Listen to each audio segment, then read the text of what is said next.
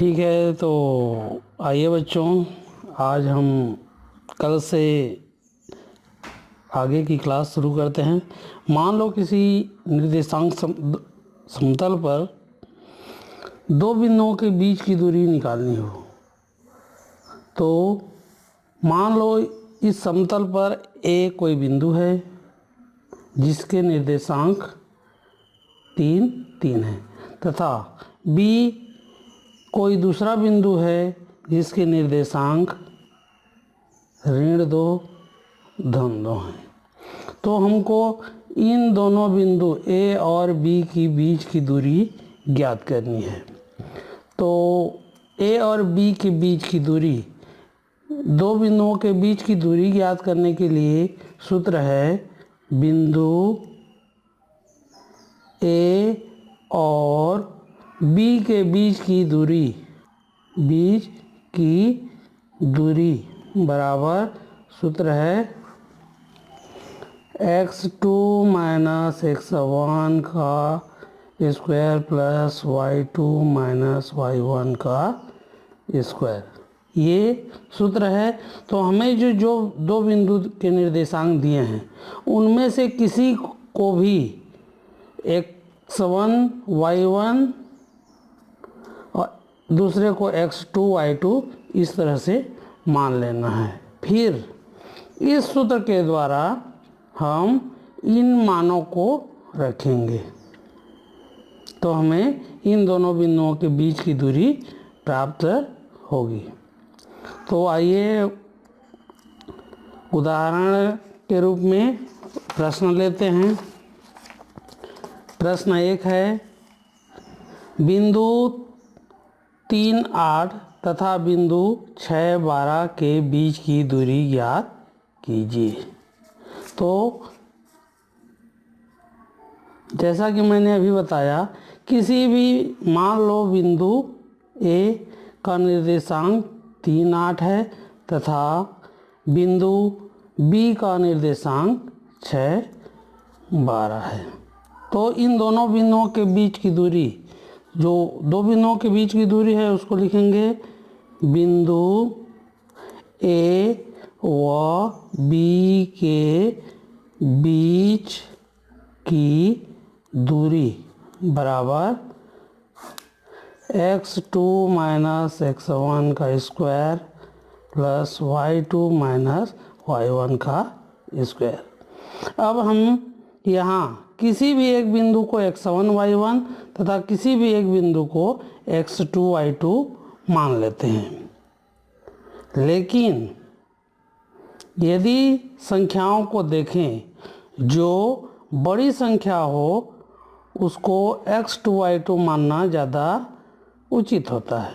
जैसे 3 और 8, 6 और 12 है, तो ये संख्याएं बड़ी हैं, तो इसे हम x2 y2 मान लेते हैं और जो छोटी संख्या है उसको x1 y1 मान लेते हैं।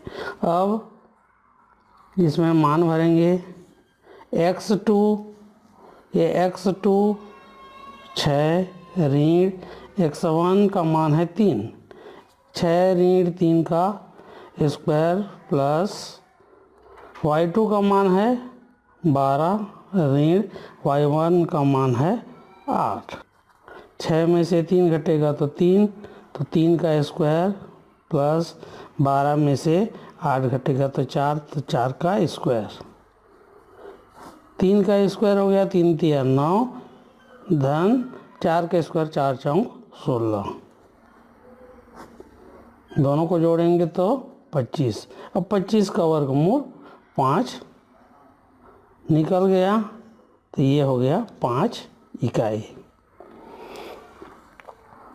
इसी तरह से कभी कभी एग्जाम में हमको प्रश्न के रूप में दिया रहता है जिसमें दो बिंदु के निर्देशांक नहीं दिए रहता। जैसे ये प्रश्न है, प्रश्न 2, मूल बिंदु तथा बिंदु 3, 4 के बीच की दूरी ज्ञात कीजिए। अब हम देखते हैं, यहाँ तो हमको दो बिंदु का निर्देशांक नहीं दिया है, एक बिंदु का निर्देशांक 3, 4 मान अंक के रूप में दिया है। लेकिन एक बिंदु का निर्देशांक हमको अंक के रूप में नहीं दिया है। उस स्थिति में हमको ये जानना होगा कि ये जो मूल बिंदु लिखा है शब्द के रूप में, वही एक बिंदु का निर्देशांक होगा। तो इसको हल करने के पहले कल जो मैंने बताया था कि मूल बिंदु के निर्देशांक 0 0 होते हैं, इसका उपयोग करना पड़ेगा। तो हमको मूल बिंदु के निर्देशांक 0 0 होते हैं, ये इसके गुण से जानेंगे। तथा दूसरा जो बिंदु है मान लो B, उसके निर्देशांक 3 और 4 हैं। ये पहला वाला ए और अब हमको फिर A और B के बीच की दूरी, A और B के बीच की दूरी बराबर वर्गमूल x2 माइनस x1 का square plus y2 minus y1 का स्क्वायर। तो इसमें से किसी को भी x1 y1, चूँकि ये छोटे संख्या हैं इसलिए इसको x1 y1 मानेंगे और इसको x2 का मान 3 ऋण 0 का स्क्वायर प्लस y2 का मान 4 है, 4 ऋण 0 का स्क्वायर, 3 का स्क्वायर 3 3 9 और 4 का स्क्वायर 4 4 16, 16 9 25, 25 का वर्गमूल 5 निकल गया। इस तरह से इसमें प्रश्न वाक्य के रूप में दिया रहता है, तो उसका उत्तर भी इस तरह से अलग से लिखना इतने में ही पूरा नहीं हुआ। यहाँ लिखना पड़ेगा मूल बिंदु तथा बिंदु 3 4 के बीच की दूरी 5 इकाई होगी। इस तरह से दो बिंदुओं के बीच की दूरी निकालने के लिए इस तरह से प्रश्न आते हैं। एक तो आता है जिसमें दोनों बिंदुओं के निर्देशांक हमको दिए रहते हैं, और कभी कभी इस तरह का मूल बिंदु लिख दिया रहता है, मूल बिंदु और बिंदु के बीच की दूरी ज्ञात कीजिए। इस तरह के दोनों प्रश्नों में से एक प्रश्न हमेशा आते हैं। यदि प्रश्न वाक्य के रूप में है तो उसको उत्तर को भी वाक्य के रूप में लिखना रहता है। बिंदु 3 8 और बिंदु 6 12 के बीच की दूरी 5 इकाई होगी। ठीक है। इसी तरह से